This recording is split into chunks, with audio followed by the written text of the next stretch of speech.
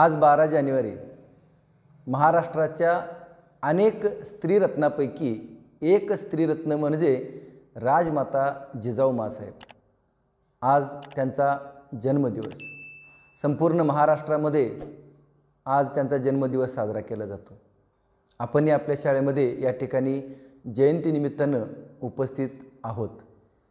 या निमित्तानं आपल्या शाळेमध्ये उपस्थित असलेले आपल्या शाळेचे मुख्याध्यापक तेलवेकर सर, सर्व शिक्षक, शिक्षिका, शिक्षकेतर कर्मचारी आणि ऑनलाईन पद्धतीने उपस्थित असलेले तुम्ही सर्व विद्यार्थी विद्यार्थिनी, आज राजमाता जिजाऊ माँसाहेब यांच्या जयंतीबरोबरच आज संपूर्ण भारतामध्ये ज्यांचा युवक दिन म्हणून जयंती साजरी केली जाते अशा थोर विभूती स्वामी विवेकानंद यांचा देखील आज जन्मदिवस आहे।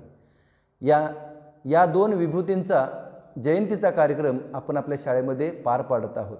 या निमित्तानं मी पुन्हा एकदा उपस्थित सर्वांचं ऑफलाईन ऑनलाईन पद्धतीनं उपस्थित असलेल्या सर्व मान्यवरांचं या ठिकाणी मी स्वागत करतो आणि मान्यवरांना विनंती करतो की त्यांनी या दोन विभूतींच्या प्रतिमेचं पूजन करावं आणि कार्यक्रमाला सुरुवात करावी। धन्यवाद।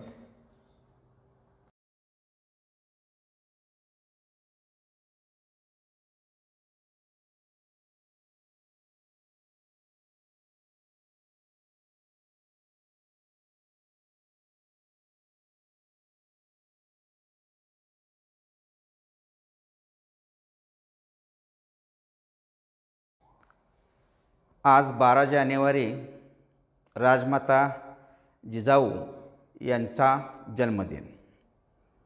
आज आपल्या शाळेमध्ये आपण जिजाऊ जयंती साजरी केली आहे। या कार्यक्रमासाठी आमच्या शाळेचे मुख्याध्यापक तेलवेकर सर, सांस्कृतिक विभाग प्रमुख जंगम सर, विज्ञान विभाग प्रमुख आगरे मॅडम या सर्वांचं सर्वप्रथम या जयंतीनिमित्त सर्वांचं स्वागत करतो। त्याचबरोबर आमचे काही विद्यार्थी ऑनलाईन उपस्थित आहेत, त्यांचं देखील मी या कार्यक्रमाअंतर्गत त्यांचं स्वागत करतो। आज महाराष्ट्राची अस्मिता जपण्याचं कार्य मोगलांच्या कारकिर्दीमध्ये जर कुणी केलं असेल तर ते या जिजाऊने केलेलं आपल्याला जाणवतं। मोगलांच्या कारकिर्दीच्या वेळेला खरं म्हणजे संपूर्ण महाराष्ट्रामध्ये अराजकता माजलेली होती आणि ती अराजकता कमी करण्याचं कार्य या छत्रपती शिवाजी महाराजांच्या मातोश्री जिजाई, त्याचबरोबर त्यांचे वडील शहाजीराजे भोसले यांनी या महाराष्ट्रामध्ये मराठी अस्मिता जपण्याचं कार्य त्यावेळी केलेलं आहे आणि ती सुरुवात केली आणि छत्रपती शिवाजी महाराजांच्या माध्यमातून त्यांचं ते स्वप्न पूर्ण केलेलं आहे। आणि अशा रीतीनं आपल्या महाराष्ट्रामध्ये मराठी सत्तेचा पाया मजबूत करण्याचं कार्य देखील या छत्रपती शिवाजी महाराजांच्या बरोबर त्यांच्या मातोश्रींना देखील आपल्याला मान द्यावा लागेल।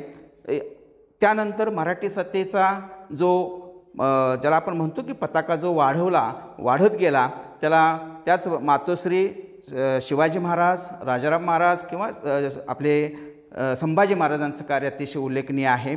मला आठवतं 2005 साली आपल्या महाराष्ट्र गव्हर्नमेंटने एक आरोग्य योजना राबवली होती। कुपोषित बालकांचं प्रमाण करण्यासाठी जिजाऊच्या नावाने एक आपल्याकडं ही योजना राबवली होती आणि त्या योजनेला महाराष्ट्र सरकार देखील यशस्वी झालं होतं। अशा या जिजाऊ मातेला माझा कोटी कोटी प्रणाम। धन्यवाद। मी या ठिकाणी थांबतो। जिजाऊ ते सावित्री सन्मान महाराष्ट्रांच्या लेकीचा या अभियानाच्या अंतर्गत दिनांक 3 जानेवारीपासून ते 12 जानेवारीपर्यंत आपण एक कार्यक्रम आपण साजरा करत आहोत।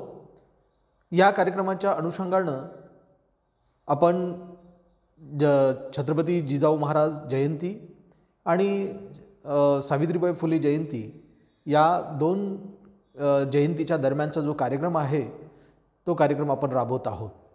या संबंध 10-12 दिवसांमध्ये आपण महाराष्ट्राच्या दैदिप्यमान इतिहासामध्ये स्त्रियांनी, महाराष्ट्राच्या मुलींनी केलेल्या कामगिरीचा आपण आढावा घेतोय, त्यांच्या कार्याला सलाम करतोय आणि त्यासाठी म्हणूनच आपण आपल्या विद्यालयामध्ये पहिल्यांदा सावित्रीबाई फुले यांची जयंती साजरी केली, त्यानंतर वेगवेगळे उपक्रम आपण साजरे केले आणि त्यानंतर आज 12 तारखेला आपण छत्रपती जिजाऊ महाराज जयंती आपण साजरी करतोय.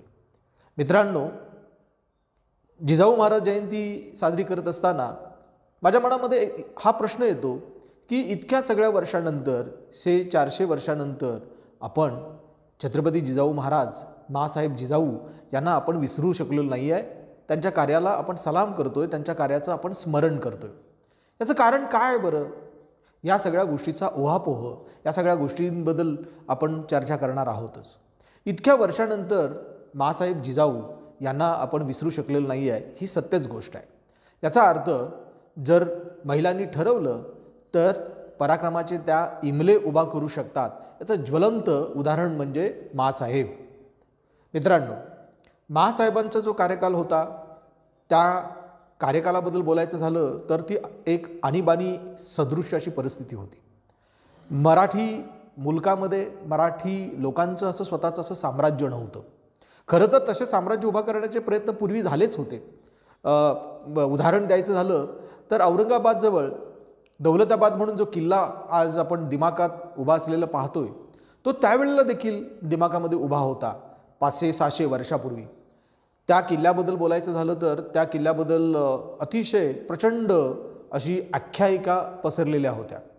किल्ला अत्यंत भयंकर होता, कठीण असा पद्धतीचा किल्ला होता. आणि शिवाय तो जो किल्ला होता तो किल्ला म्हणजे सुवर्णांची रत्नांची खाणच असलेला तो किल्ला होता. मात्र या किल्ल्याकडं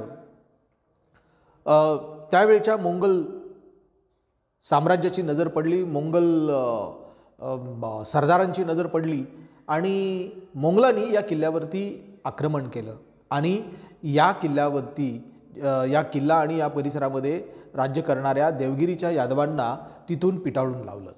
देवगिरीच्या यादवांनी नंतर पुढे कर्नाटकमध्ये जाऊन हम्पी इथं विजयनगरचं साम्राज्य उभा केलं, ज्याला आपण हम्पी असं आपण म्हणतो, ते हम्पी हे उभा केलं. परंतु दौलताबाद नेस्तनाबूत करणं आणि तिथं मराठ्यांची म्हणजेच जी सत्ता होती ती उधळून लावणं, मराठ्यांना तिथनं पिटाळून लावणं, मराठे म्हणजे मराठी माणूस असं मी म्हणतोय, या मराठी माणसांना पिटाळून लावणं, या झालेल्या प्रयत्नानंतर पुढे 200-300 वर्ष महाराष्ट्रामध्ये मराठी माणसांनं मान वर करून पाहिलेलं नव्हतं, मान वर करून बघितलेलं नव्हतं. परंतु छत्रपती शहाजी महाराज यांनी मात्र मराठी माणसाचं, मराठी अस्मितेचं एक स्वतःचं राज्य असावं अशी भूमिका त्यांनी घेतली. खरं तर प्रत्यक्षात आपण छत्रपती शिवाजी महाराजांचा इतिहास आपण जेव्हा बघतो तेव्हा आपल्याला छत्रपती शहाजी महाराजांचं कार्य फारसं आपल्याला समजत नाही. पण एक गोष्ट आपण लक्षात घेतली पाहिजे की छत्रपती शिवाजी महाराज हे जेव्हा आपलं राज्य स्थापन करतात त्या पाठीमागची भूमिका शहाजी महाराजांची पण होती, हे पण आपण लक्षात घेतलं पाहिजे. छत्रपती शहाजी महाराज हे एक पराक्रमी सरदार होते. ते निजामशाही बरोबर त्यांनी काम केलं, आदिलशाही बरोबर त्यांनी काम केलं. आदिलशाही तर त्यांनी आपल्या एक काळ तर असा होता की त्यांनी आपल्या सामर्थ्याच्या जोरावरती आदिलशाहीचं नेतृत्व पण केलं.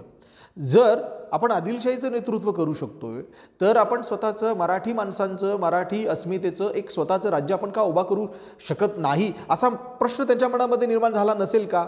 झाला असेल. छत्रपती शहाजी महाराज हे अतिशय पराक्रमी होते आणि मग त्यांनी महाराष्ट्रामध्ये सुद्धा आपली जहागिरी निर्माण केलेली होती आणि त्याचबरोबर तामिळनाडूमध्ये जिंजी या परिसरामध्ये त्यांनी आपलं जिंजी आणि तंजावर या परिसरामध्ये त्यांनी आपली जहागिरी उभा केलेली होती. त्यांच्या सुविद्य पत्नी म्हणजे माँसाहेब जिजाऊ त्या महाराष्ट्रामध्ये नंतरच्या कालखंडामध्ये महाराष्ट्रामध्ये परतल्या आणि नंतर महाराष्ट्रामध्ये शहाजी महाराजांचं जे स्वप्न होतं ते स्वप्न पूर्ण करण्यासाठी त्यांनी कंबर कसली. त्या जेव्हा महाराष्ट्रामध्ये आल्या, पुणे परिसरामध्ये जेव्हा त्या आल्या त्यावेळेला त्यांच्या लक्षात आलं की हा सगळा उजाड असा मालरान आहे. नुसता तो परिसरच नव्हे तर मराठी माणसांची अस्मिता देखील अशीच उजाड झालेली त्यांना पाहायला मिळाली आणि म्हणून मराठी माणसांसाठी, मराठी अस्मितेसाठी त्यांनी काहीतरी करायचं ठरवलं आणि तो सगळा विचार त्यांनी आपल्या पुत्राच्या कर्तृत्वाच्या जोरावरती त्यांनी तो विचार प्रत्यक्षात अंमलबजावणी त्या विचाराची केली.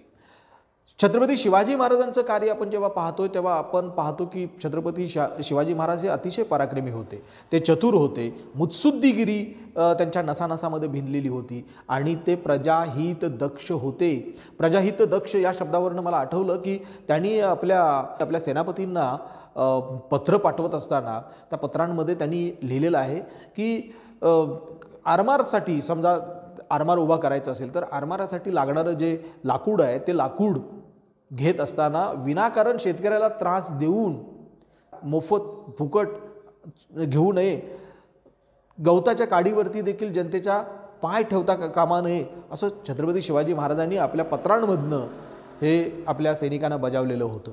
प्रजेची इतकी काळजी घेणारा राजा, ही प्रजाहित दक्ष राजा हा कसा निर्माण झाला, हा विचार त्यांच्या मनामध्ये कसा निर्माण झाला, इथं आपण धन्यवाद द्यायला लागतात ते म्हणजे जिजाऊ महाराजांना.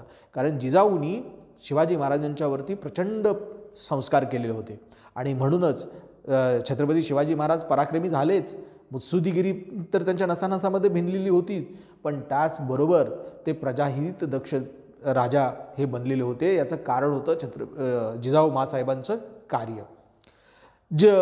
प्रजाहित दक्ष राजा एवढीच छत्रपती शिवाजी महाराजांची ओळख नाही आहे, तर सहिष्णु राजा म्हणून देखील शिवाजी महाराजांची ओळख आहे.